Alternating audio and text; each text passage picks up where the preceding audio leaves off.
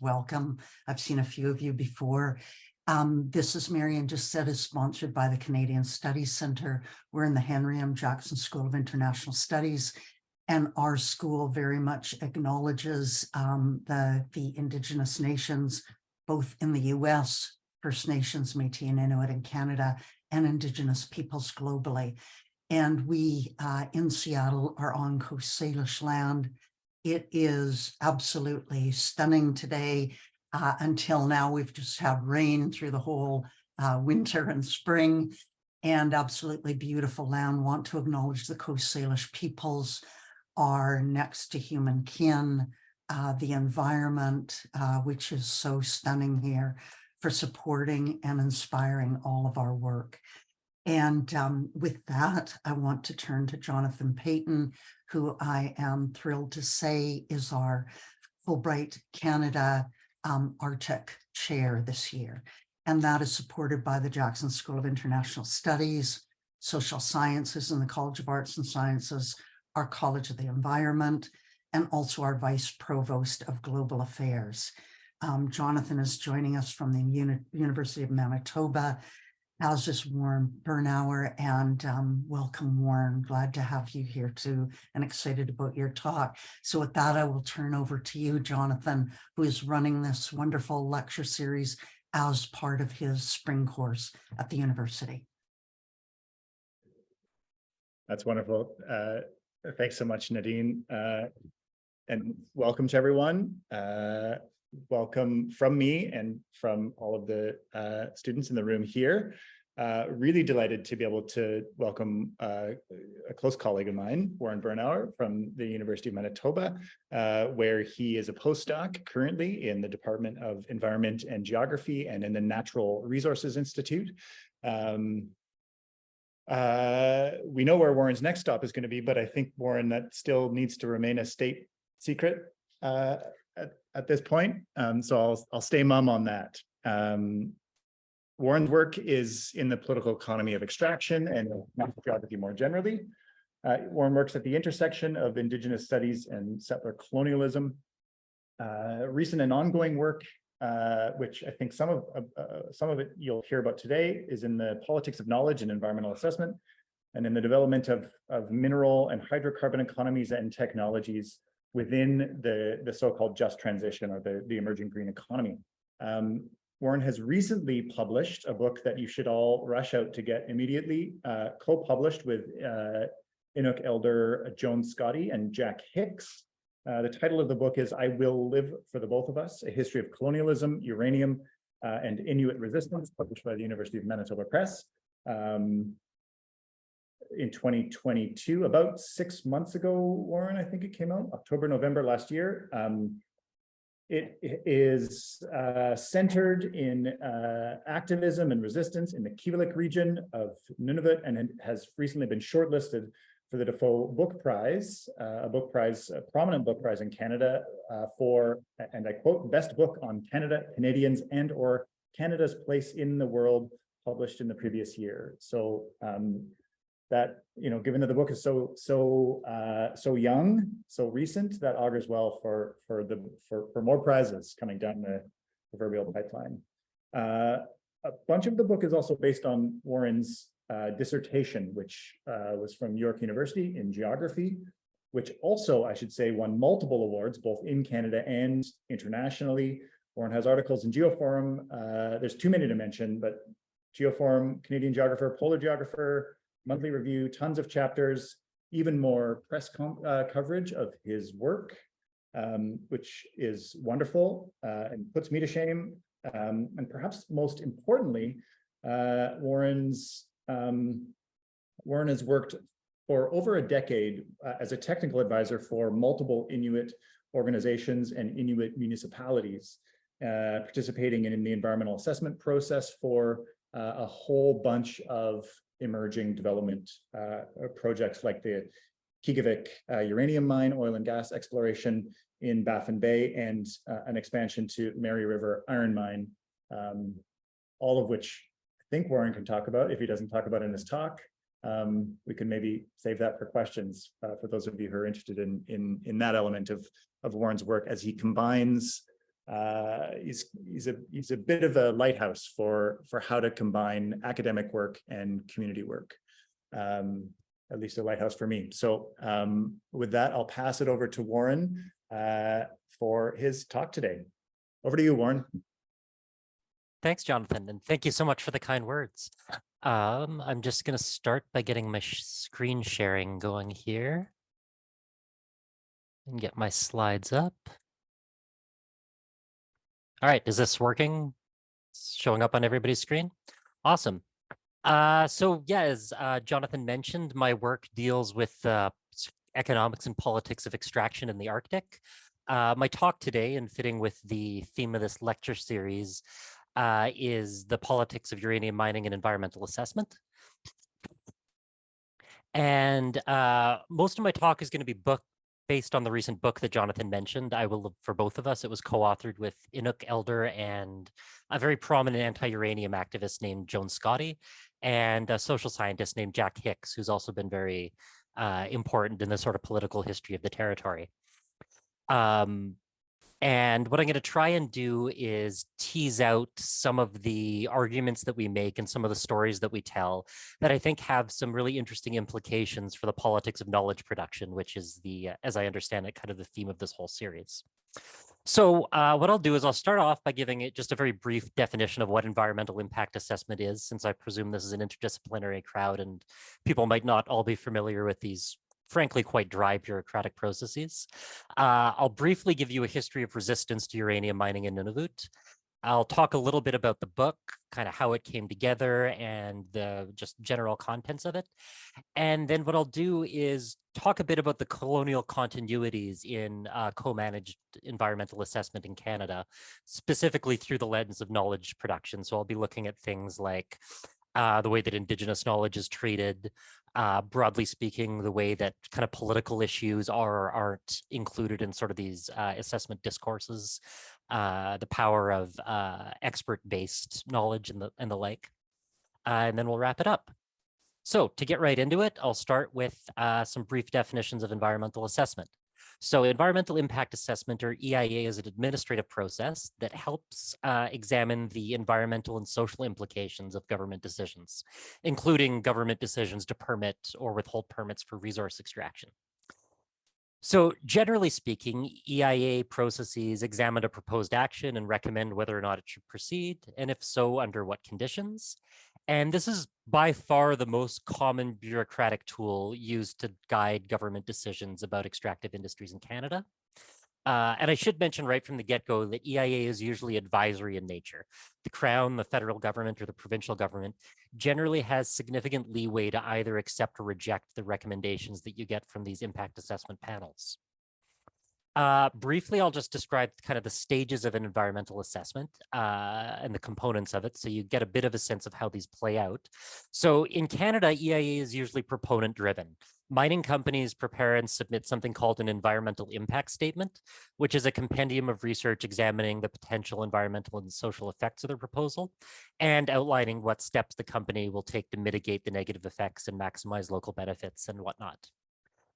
This impact statement is then reviewed by regulatory agencies like government departments with relevant jurisdiction and intervener groups like Indigenous organizations and civil society groups who generally submit written comments and then participate in the final stage, which is public hearings, which provide opportunities for public participation as well as oral comments from proponents, interveners, and authorities.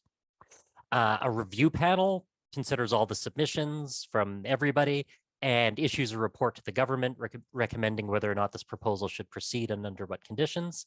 And again, the final decision usually lies with the Crown, the federal or provincial governments. So, you know, within that general framework, things vary quite considerably from jurisdiction to jurisdiction in Canada, but that's kind of a bare bones, I think, fairly universal structure of how these processes play out. So with that kind of definition in mind, I'd like to dive into talking about the history of uranium resistance to uranium mining in Nunavut. So right off the bat, I should mention that uranium has never actually been mined in the territory of Nunavut, but there's a long history of debate and political conflict over proposed uranium mining. And most of this debate and conflict has centered around the community of Baker Lake. which is highlighted on this map here. You can see it's directly north of Winnipeg, Manitoba. So it's actually in the almost the exact geographic center of Canada, both latitudinally and longitudinally. So it's there's a marker about 10 kilometers out of town marking it with an Inukshuk. But what's really interesting and unique about Baker Lake, as you'll see, it's an inland community. All the other Inuit communities in Nunavut are coastal. Most of them rely very, very heavily on seals, whales, walrus, and other marine mammals. Baker Lake is obviously different. The Inuit that live there are generally called, or were formerly called Caribou Inuit or Caribou Eskimos by anthropologists because their reliance on caribou was extraordinary. There were no other Inuit groups that had caribou as the complete backbone of their culture, their food, their clothing. So the Inuit groups that lived on this sort of interior, the inland of the Kivalliq, were quite unique in that regard. The caribou was arguably everything to them.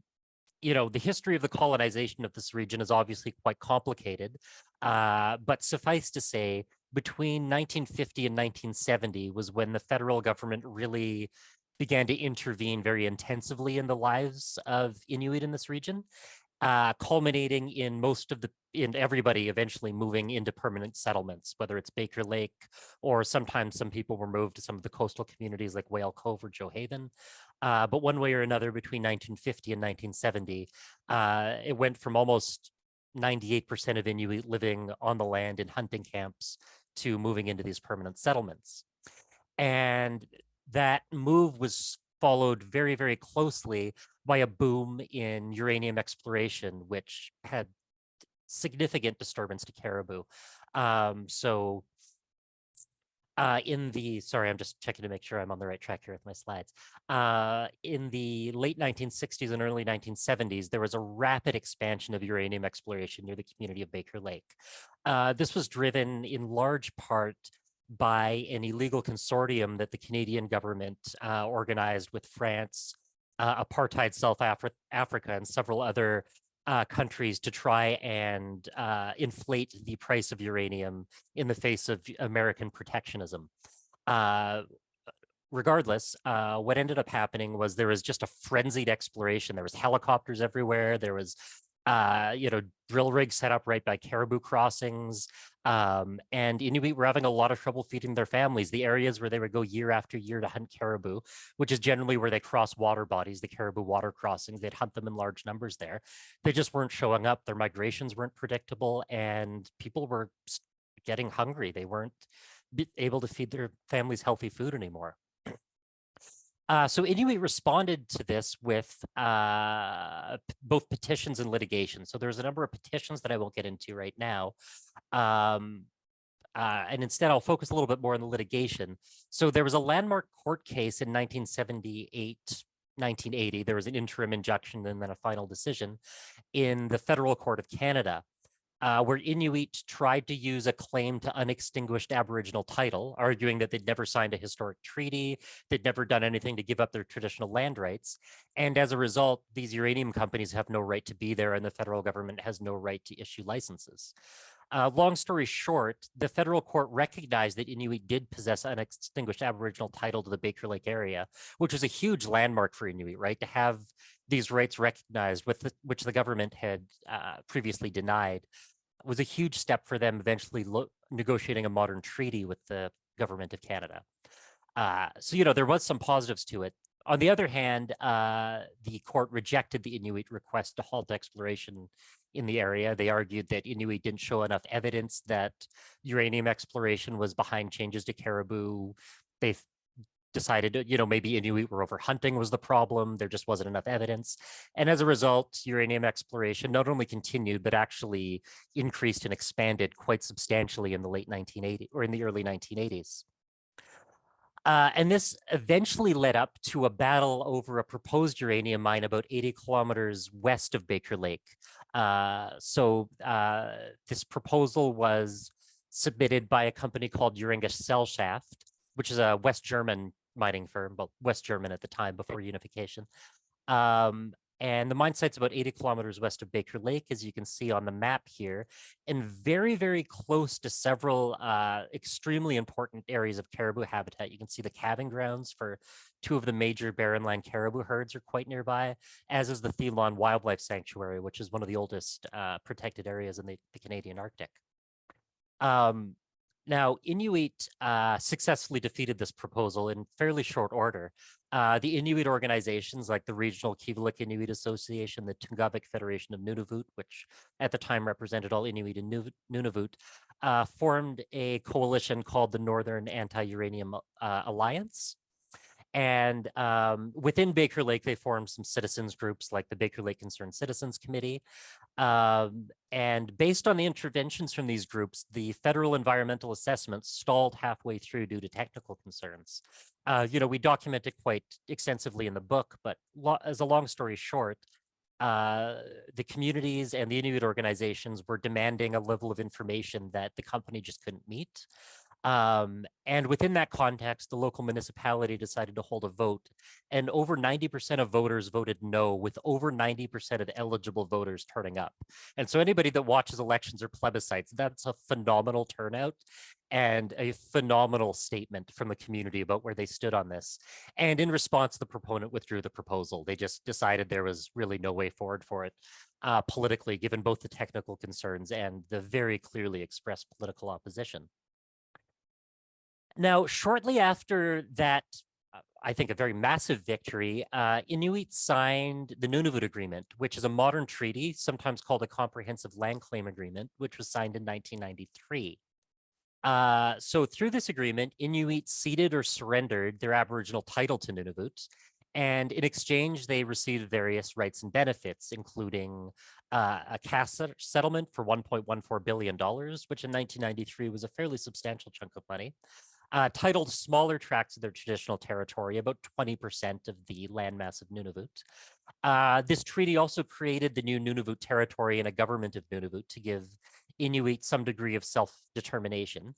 And it created a new co-management system to allow Inuit to participate in decision about land and resources, which we'll be talking a little bit more about today, because this co-management system plays a really important role in the politics of environmental assessment and uranium.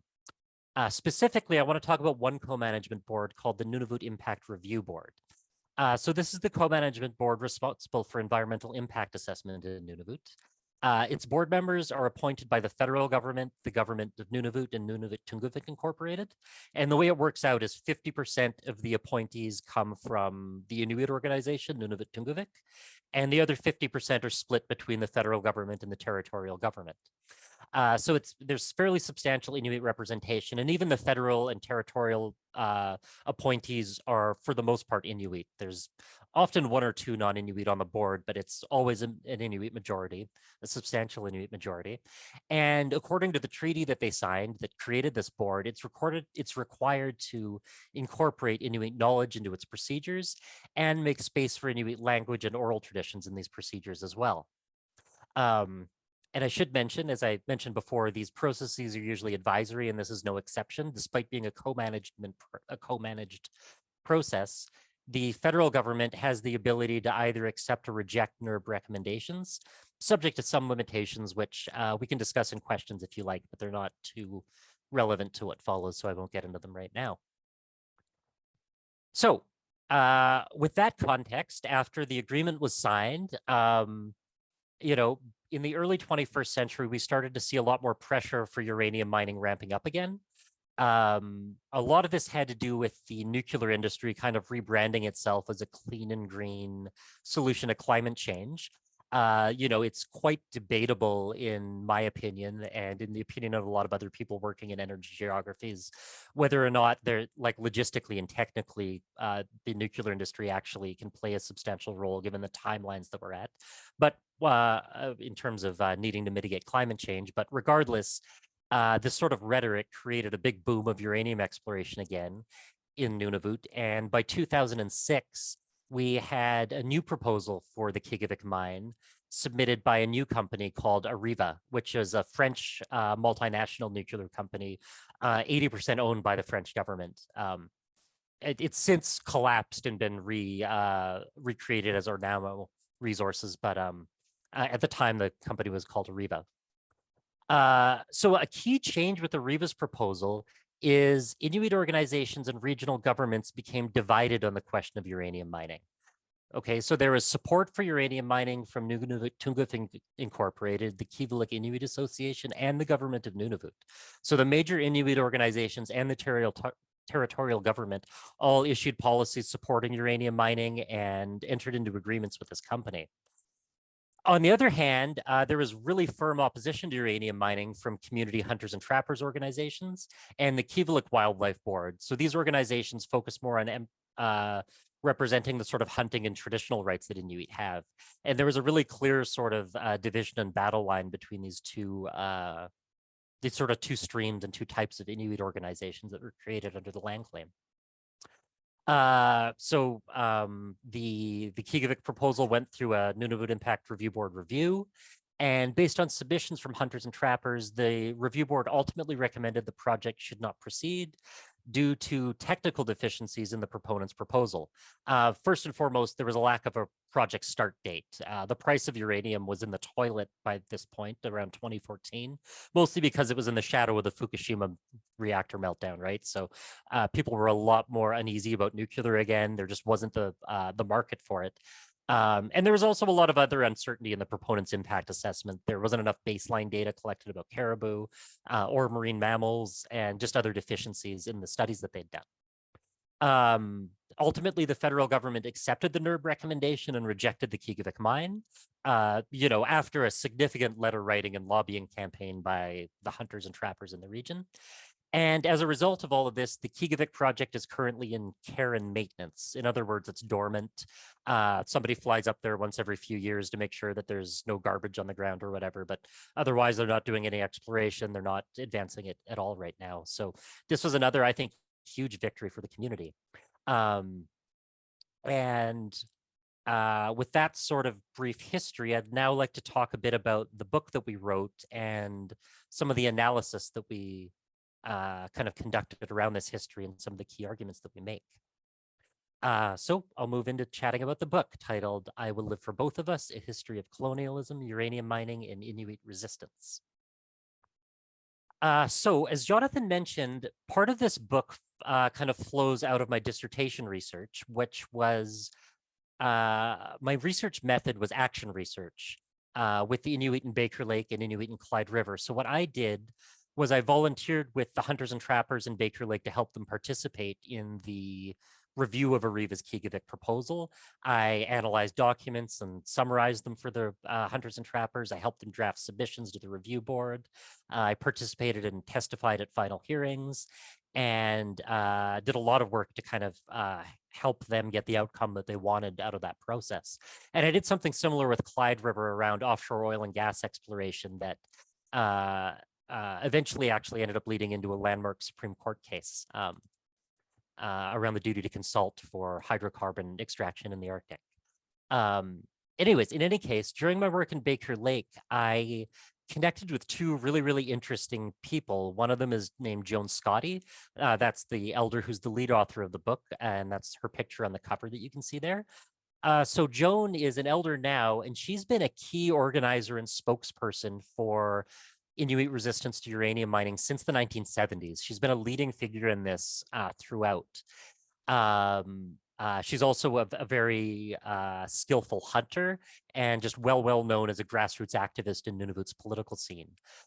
Jack Hicks is likewise an activist, and he's a scholar. He's an adjunct professor at the University of Saskatchewan, who's worked for Inuit organizations since the 1980s. So Jack worked very closely with Joan in the 1980s to stop the first round of Kivalliq, and then I worked with her to stop the second round. And we decided that the three of us should kind of write a book together about all of this history, kind of analyzing it specifically from Joan's perspective. And so it's written in the first person from Joan's perspective, despite it being a multi-authored book. So I think that's one of the sort of quirky and maybe methodological choices that we made. But I think it works fairly well. And we cover a lot of ground in the book. There's chapters on Joan's life growing up on the land, because she didn't move to the community of Baker Lake until she was 12. So she, spent her formative childhood years living a fairly traditional Inuit life. We have a chapter covering colonization and the move to Baker Lake and the way that the government kind of coerced Inuit into settlements and going to residential schools and other things like that. We have several chapters on resistance to uranium exploration and the struggle against the Kigavik mine, and a chapter on the politics of gold mining in Nunavut, because there is a gold mine next to the community of Baker Lake, and we kind of talk about both the political and economic impacts that mine has had for people in the region. So I hope that gives you a bit of a book of a bit of a sense of the sort of ground that we cover in this book.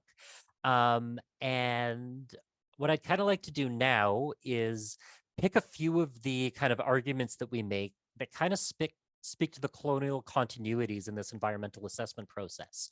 One of the arguments that we really advance in the book is that using an EA wasn't really the right way to make a decision about this uranium mine, that there should have been a process that was more participatory, more community-driven, more democratic, and that would have allowed Inuit a better way to not just kind of participate in a process and share their concerns with experts, but actually make a decision for themselves about the future that they want for their land. How am I doing for time right now, Jonathan?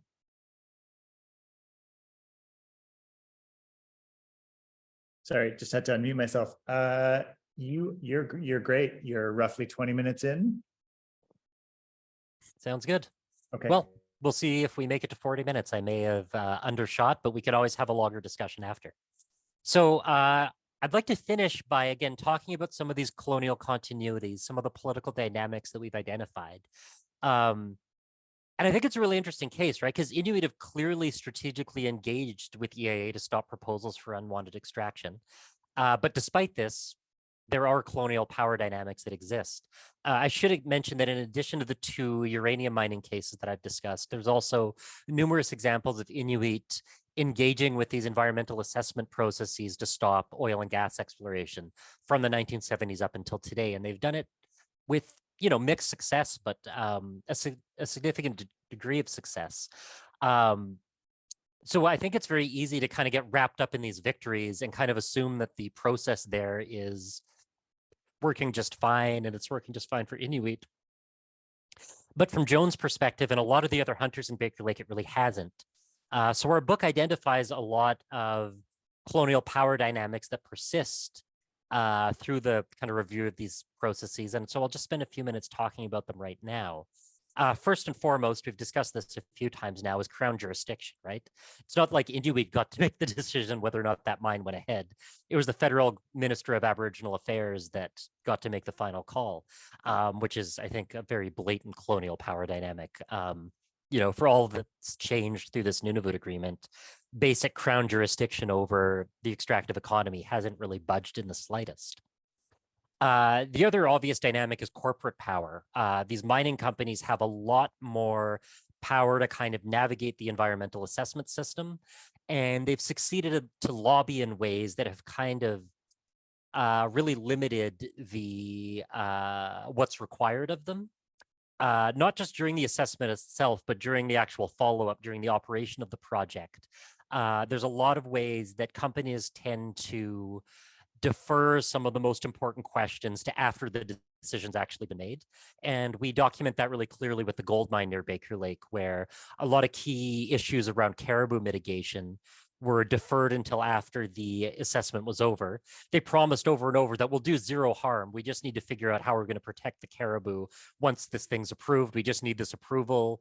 And if you don't give us this approval, we're going to have to shut down the mine and lay all of our exploration workers off. So there's kind of a threat of economic coercion there.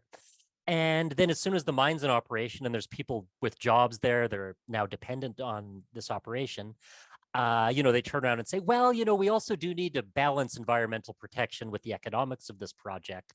So in the case of the gold mine, what they did was they basically removed all of the caribou protections for their road.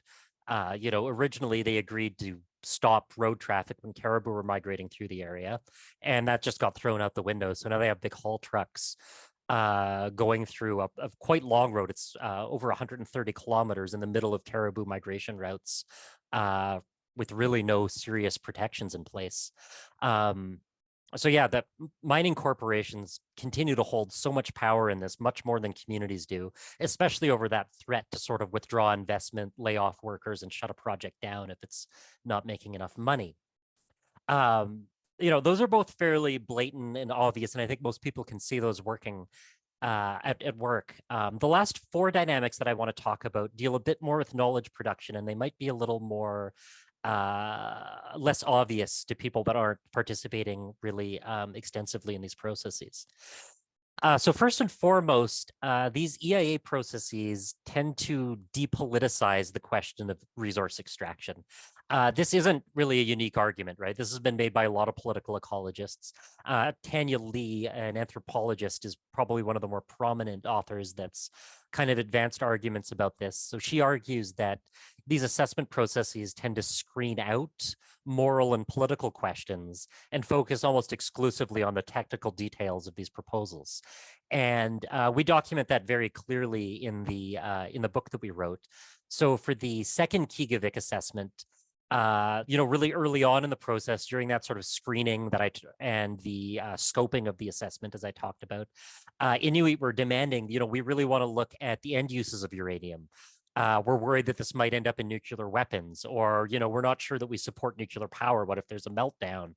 And then from the other side of it, there's also other Inuit were like, hey, these companies are all coming in here saying that they need to mine uranium to cure cancer because it's used in medical treatments. We want to learn more about that. Is this actually true? But none of that actually made it into the scope of the review. So none of that actually got examined.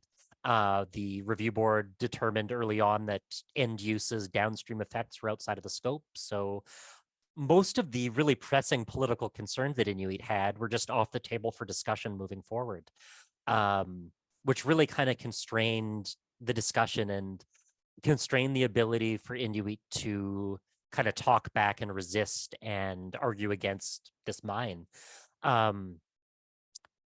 So yeah, these processes kind of depoliticize the environment and resource extraction, which kind of flows into my next point, which is that these processes, for all the talk about Indigenous knowledge, they're still really dominated by technical expertise. At the end of the day, it's usually technical considerations that influence these decisions and the outcomes, right? This project wasn't turned down because Inuit held a protest or that they all signed a petition saying, don't build the mine.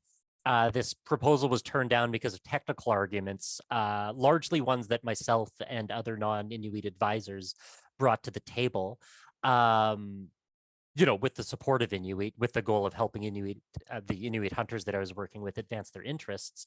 But it was technical considerations, not Inuit considerations, that resulted in this being turned down.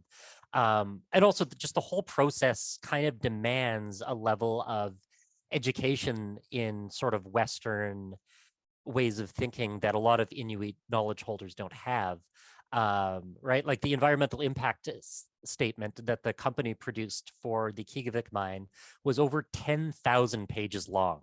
So there's no way that even most people with technical expertise can read most of that. I was probably one of the few people that did, just because I was doing my dissertation on the process. Otherwise, it's just an utterly inaccessible document. And for somebody who hasn't finished high school or hasn't gone on to post-secondary, it's almost entirely inaccessible. So I think that's another colonial power dynamic, right? Because this tends to play out along ethnic or racial lines where these technical discussions are mostly non-Inuit technical advisors arguing around a table about what should be done for the future of Nunavut. And I think that's about as colonial as it can possibly get. And then that also leads into the next point that I want to make, is that Inuit knowledge tends to be kind of treated in a circumscribed and limited way. Now, I should say that the Nunavut Impact Review Board does a better job than most other environmental assessment institutions in Canada at treating Indigenous knowledge with respect and actually taking it seriously in decisions. But that said, there's still huge limitations to the way that this Inuit knowledge and culture is really drawn upon in decisions. First and foremost, I should just reiterate, just the fact that Indigenous knowledge holders can't really participate in a meaningful and informed way is a huge limitation right off the bat, right? If the people that really possess the most important Indigenous knowledge, which are mostly unilingual elders that didn't attend Western schooling, can't read or access the most important documents in this process, their participation isn't really informed. And then the other issue that we deal with in the book is that Inuit knowledge is usually treated as information about the environment. Caribou migrate here, or about a series of concerns for the non-Inuit experts to deal with. This elder is concerned that if we build the road here, it might impact the migration. So we got some biologists to look into it. That's usually how the sort of order of how things play out. If Inuit elders express concerns with something, we'll take it to the biologist to see if that actually makes sense. So there's huge limitations there, right? The technical expertise still predominates. And something that gets left out that was of a huge, huge disappointment to Joan is the traditional rules and laws that Inuit would follow around the environment. So something that we document in the book is the really extensive rules that Inuit would follow around caribou habitat, the places where they wouldn't hunt or camp because those were too sensitive or too, for lack of a better word, sacred. Places where you don't cache meat because you don't want to disturb migration routes and the like. None of these are ever really taken into consideration in resource management in Nunavut. It's one of Joan's key kind of arguments and criticisms of the whole resource management process. And I'll just read you one very short passage from the book. Again, this is written in Joan's voice, not mine, but I think it kind of captures this quite well. I supported the Nunavut Agreement back in 1993 because I thought it would give Inuit more power and allow us to uphold our traditional laws and values. I thought it would give hunters more control over how our lands were used. I expected that everything would now be done on our terms. I assumed that the government of Nunavut would find a way to take our Inuit pitkusit, which is the Inuktitut word for Inuit customs, social norms, and rules, and turn them into modern regulations and laws. However, more than 2 decades after the new territory and new government were created, our government and Inuit organizations have yet to implement traditional rules around wildlife, especially when it comes to the mining industry. So suffice to say, from Joan's point of view, if Inuit aren't allowed to even walk close to a caribou water crossing because their footprints might disturb caribou migrations, or build a simple Inukshuk there because it could divert caribou, she really thinks the mining industry has no business setting up drill rigs or an open pit in the same area. But these rules that Inuit follow just really don't seem to have a place in environmental regulation in Nunavut, and it's really quite frustrating for people.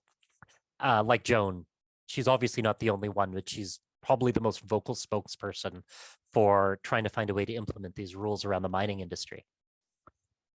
And this talk about Indigenous knowledge takes me to my final point, which is, can elders speak in this process? And not just, can they talk? Obviously, they can get up and they can say things, but can they speak according to their own cultural protocols?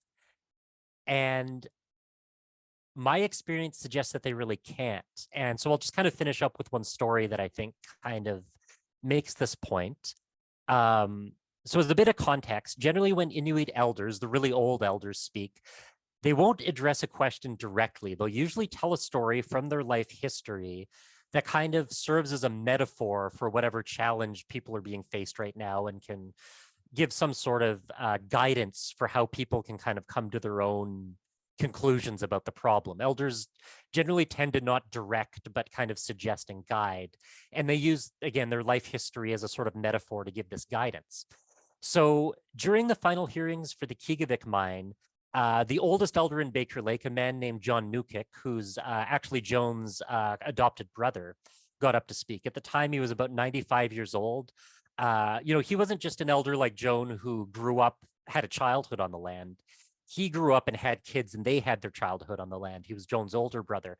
So that's a lot more traditional knowledge than most elders alive today have, right? Actually going through those stages of life, raising and rearing children on the land. So this guy has some of the most important Inuit knowledge to get on the record, I would say. And I would hope most people would agree with me. But when it comes time to speak, John responds as, an Inuk would expect an elder would. he starts to tell a story from his childhood about growing up on the land and this mining exploration camp that was located near their hunting camp. And after about 30 seconds, the chair of the review board, who's also an Inuk woman, interrupts him and says, "I'm sorry, this is really interesting, but we're here to talk about this mining proposal and your concerns with it. So I really need you to focus."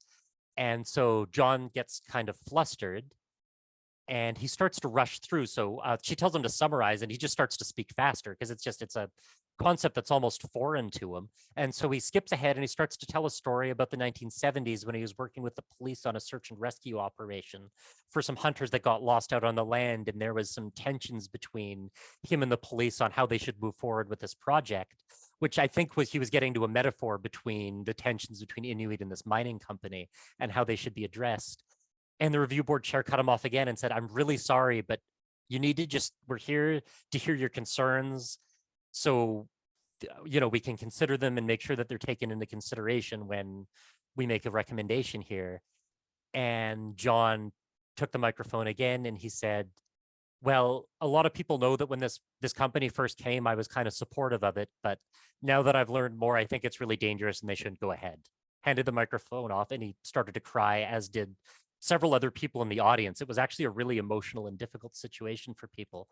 And I should again emphasize, the review chair was an Inuk woman and she wasn't doing this out of ignorance, right? There's rules of procedure that you have to follow in an environmental assessment process. And if she had allowed Inuit to just kind of talk on their own turn and let an uncontrolled and didn't kind of control the discussion, the mining company could then turn around and accuse her of, not following the rules of procedure for this organization. They could potentially mount a legal challenge if they didn't get their way.